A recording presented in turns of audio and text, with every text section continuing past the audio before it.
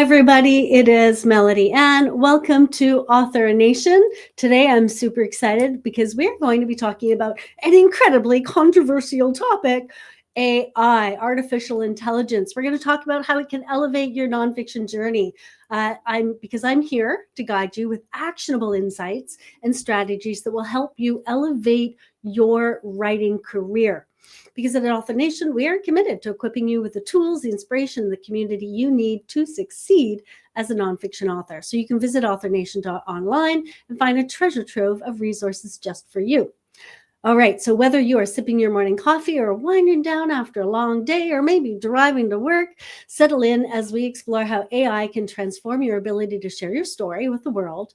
And first, though, let me introduce our guest. A native of Northeast Ohio, Ed Christosik has lived in Chicago, San Francisco, and Reno. Graduated from Ohio University, he co-founded RAC Projects AI, an AI automation agency, and serves as the Chief AI Officer, CAIO. He's also an avid cyclist, and he's really excited to learn how to ski now he lives near Tahoe. Let's welcome Ed. Hi, Ed. How are you today? Wonderful, Melody, and thank you very much for having me. Thank you. Thank you for coming. I'm super excited about this topic. I know that some people have pulled their chair closer and some people have turned us off. It's like there's so many emotions around AI. So I'm really excited to be talking to you about it. So let's start with misconceptions. What are some misconceptions around AI that you find? Yeah, that's a great question. So the biggest one that I see in talking to hosts and clients and just anyone off the street who wants to talk about AI, say you do AI on an airplane and half the plane will ask you questions the whole ride. That's happened. So the biggest one for me is that AI is sort of a one-stop fix-all solution that you can just say, AI, write me a book, make me a marketing campaign, do my work for me. And it's just going to somehow do it properly, one, quickly, two, and the third is that there's some repeatability in it. And we find that it's just not the case. It's a lot more nuanced, right? It's not something that can just take over and accomplish all of your tasks. You really have to know how to weave it into other processes, other tools, and know how to wrangle it, right? And through your prompt engineering and how you use it, and to understand also when it should be put aside and say, you know what, this is not even worth trying to use AI for. I see people bang their head against the keyboard and just try to produce some outcome. I'm like, do you know how you could have written the thing 3 times already yourself? Yeah. Rather than try to like wrangle the AI into what you think it can do. So that's for me the biggest one, is that it's one shot fix all. Yeah, exactly. And it's interesting because AI isn't human, right? And so there's a lot of things that it can miss, especially those nuances, right? Especially those nuances. So thank you for saying that. Let's talk about ethical considerations. Mm-hmm. I want to get really practical later on, but let's just deal with some of the misconceptions, the ethical questions that people have. So are there ethical considerations that you see that authors should be keeping in mind when using AI? Yeah, I think it applies to authors, but I think everyone should be concerned about ethics when it comes to AI, right? So both, coming from the AI side and from the human side. So dealing with the AI side, you have to understand that the AI models have been trained on a lot of information, global information, stores of information. And so there can be biases baked in.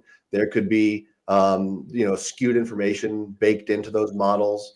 And as even AI researchers don't really know how AI models are built. They say it more grows than it is built, right? So you don't actually know what it's, I'm going to use air quotes here, thinking. So you have to always have a skeptical lens on when you're approaching the outputs of AI. And then from a human standpoint, you have to think about, right, your own brand, your honesty to your reader, or the person who's going to be receiving this output. If it's not an author, it's some other work product. And do you feel comfortable passing this off as your own And where is that line? And I was talking to you earlier, I'm not an ethicist and I'm not a content attorney, but where is that line that goes from totally human to totally AI and somewhere in between, right? Because if you think about the pre-AI way of creating, we're all informed by reading, other people's writing, lectures, what we've learned, and then we then create from that knowledge. So what AI is doing is taking all the knowledge, theoretically, of ever, and allowing you to sort of sift through that and action on it much more quickly. So if you stay in that lane where you're using it as a tool, I think there's really very little risk in getting ethically bound up. But if you, again, go to that first point I made of just one line, one click, one output, and post it, then you're really on the other side. Yeah, yeah. And that's a really great segue into the idea that what's in there. There have been some class action suits brought against AI from content creators and authors about, hey, I don't see why Melody should be able to get AI to summarize all this. Why she should go buy my book and read it if she wants to use the information. Where do you sit in kind of that arena? Yeah, I think it's one of the most Silicon Valley capers of all time, the way that the models were trained. I think it was very much sort of beg forgiveness later rather than ask permission, because had they asked permission up front, they know that they certainly wouldn't have gotten it. So we have to come from it from that lens, okay? If they wanted to ask for permission, they would have. So that being said, I think that it's important that authors are credited, not only in the credits, but also monetarily for the work that they've done, right? Why it's not any more or less valuable than someone digging a ditch, right? It's labor, it's work, it's time. So I definitely think there needs to be continued legislation, there's going to be lawsuits, and those will work their way through the courts. And I don't know what the outcome will be, but I certainly hope that the courts do the right thing. Yeah, yeah. And actually, to your point, forgiveness later, right? Don't ask now. Don't ask for permission and, say sorry later. Some AI companies have gone to some of the publishing houses now and said, hey, we're willing to pay X dollars to authors to use their content. Mm-hmm. And so the publishers have gone to the authors, and some of the authors, I've been reading some of the authors and their reactions. Some of them have said, no way. And others have said, yeah, it's $5,000. Right? Sure. Right. So even authors don't agree on how people should be using their content. But some AI companies are now, being willing to pay authors for their content, which I find really interesting. So let's do you have anything you wanted to add to that before I move on? Yeah, there's two quick points I think they're interesting here. So one is the technology on the creator side is catching up a little bit to the AI scraping side. So there's now a lot of robots.txt is a file on websites that tell scrapers not to scrape this information. There's also other blockers that are actively blocking this bulk scraping of data into AI models. So there is a bit of a cat and mouse game going on right now until it's all worked out. And then the second thing is, I think it's very important to acknowledge that there are large publishing houses, Le Pen, I think, in France, some Spanish newspapers. I know the New York Times is still, I'm not sure the resolution on that one yet, but there is a large number of licensing deals that will likely go through and continue to go through in the future. So, yeah, and that'll be really interesting to see that unfold. Thank you for that. So Amazon, because of course, what happened when I came out, Amazon was flooded with books, and Amazon wants to make money, but they also have their they need to keep up their reputation. They need to stay within the law. They don't know what's happening. They actually have on their website now, you must declare if your content is AI assisted or AI generated. Now you can still publish it. You can do a fully AI generated book and publish that on Amazon and make money from it. Amazon's okay with that. as long as you declare it. So I wanted to ask you the difference. What's the difference between AI assisted and AI generated? Yeah, that goes back to the question of ethics, and it's a gray area. So the way I would define it is AI generated is going to be you put in some prompt, or it's the AI tool is prompted, and out comes some output, and then with even a large amount of editing is considered to be still AI generated and then edited, and that can be disclosed, but that would never rise to the level of human generated. Now, AI assisted, right, or leveraging AI in the content creation process is it's very nuanced, but it's basically you are either going at the front end, ideation, creating outlines perhaps, but then at the end of the day, you're actually doing the writing in the case of writing here. The other thing would be graphics, images.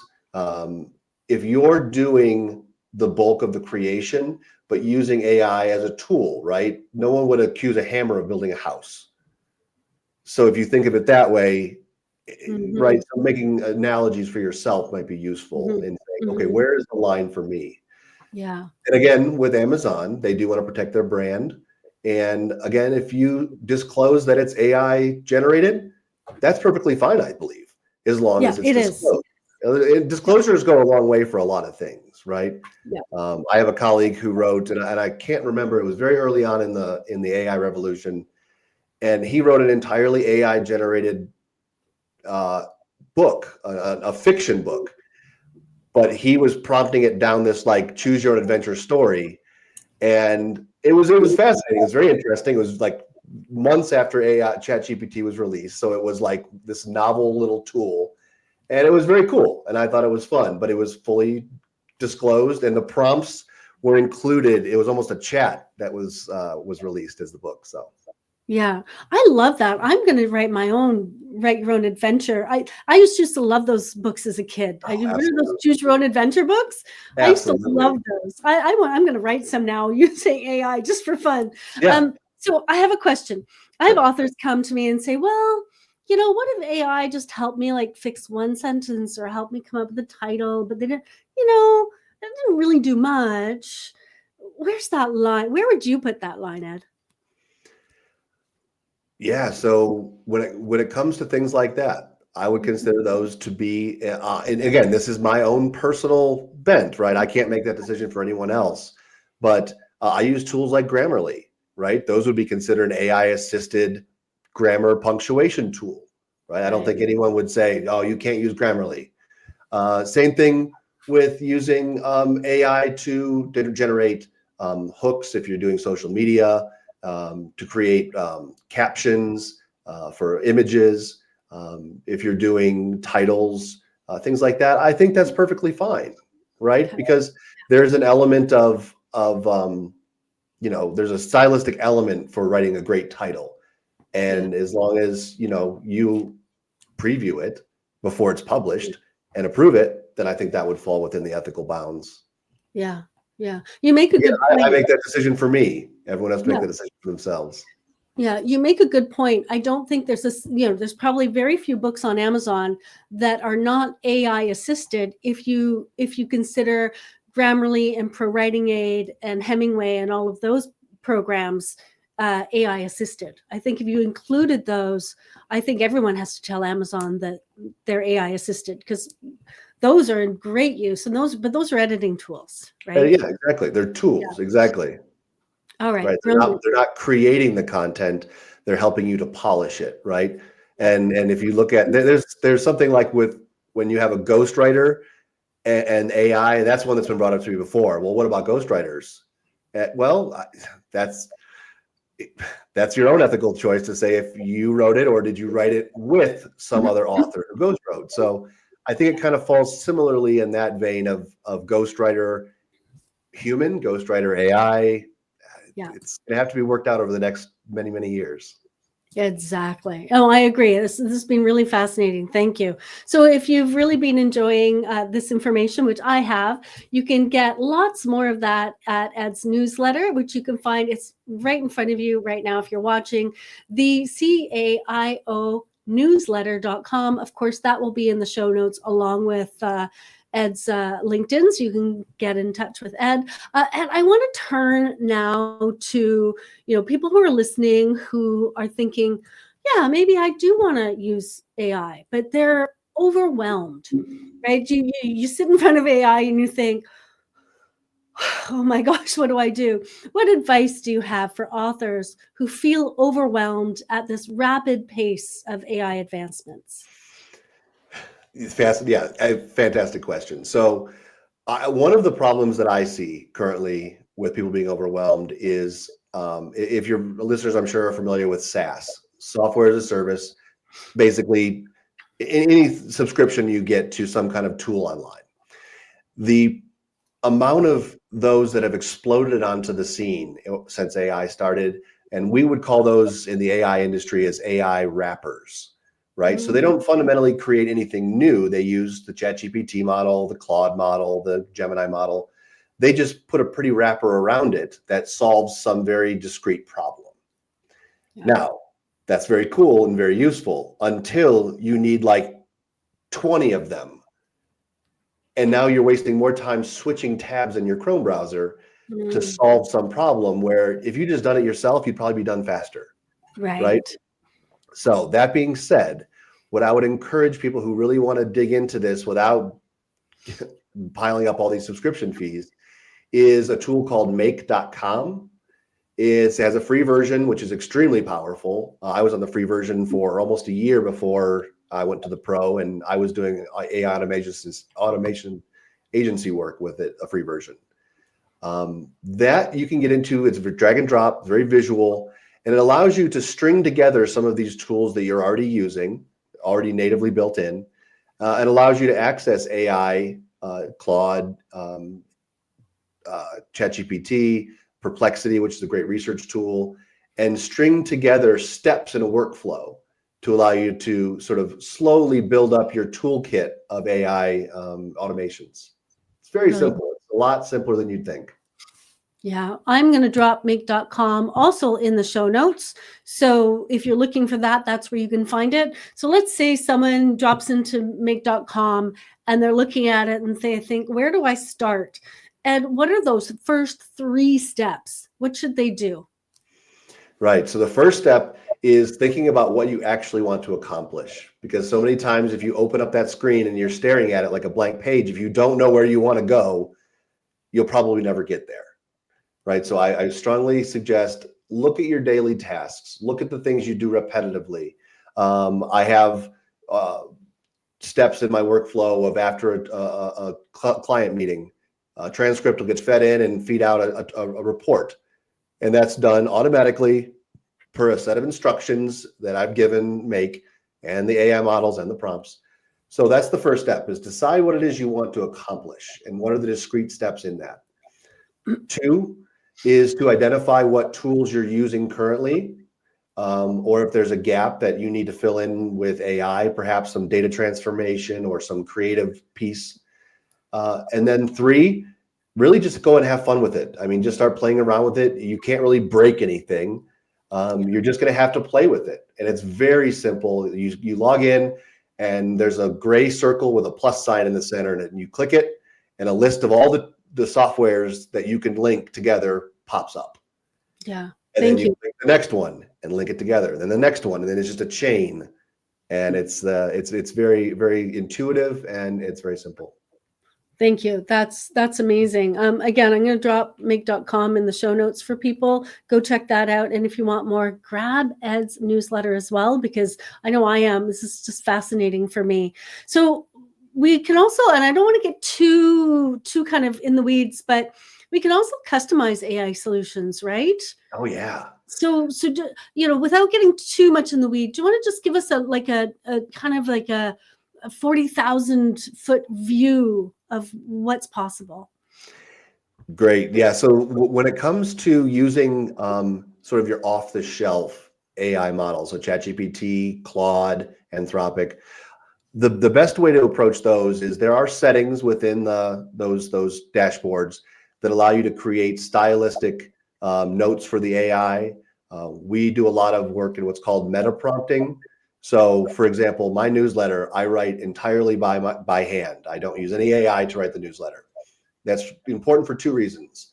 One, I think if you're reading about AI and strategy, you want to hear it from a human.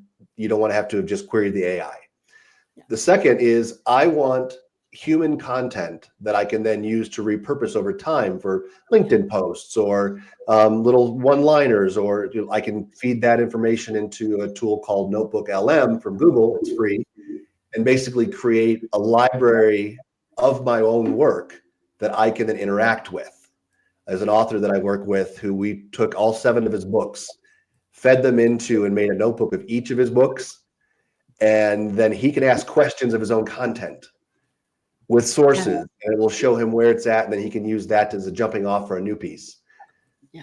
So for me, it's getting that meta prompt into the model where it's going to start to write like you, or know your style or what you're looking for in ideation or things like that.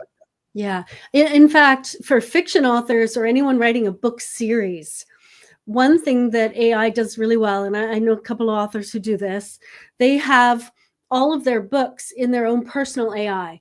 Mm-hmm. And they say, okay, AI, go through and do character sheets for all these characters so that I don't forget that so-and-so has blue eyes, and so is short, and so is tall, and so hates bikes. And so they actually, because, if you're writing a series of books, you think Lord of the Rings as an example. How did he keep track of all his characters and all the nuances of all the characters? He did character sheets. He had to take detailed notes of everything that happened.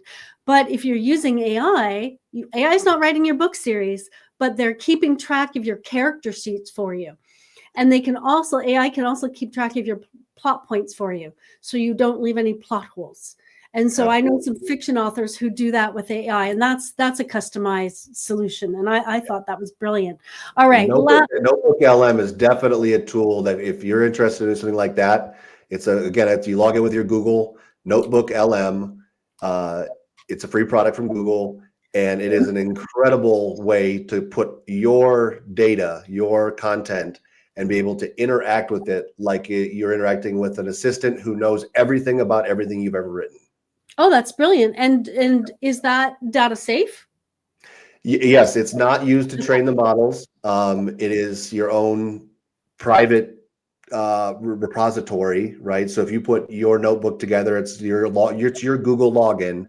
So it's controlled under your login. It's not like a publicly available piece of content. Brilliant. And I'll put that in show notes for people as well. Okay, so my last question, I really want to just look ahead a little bit. And I know you don't have a crystal ball, but what do you think authors should be preparing for when it comes to AI in the future?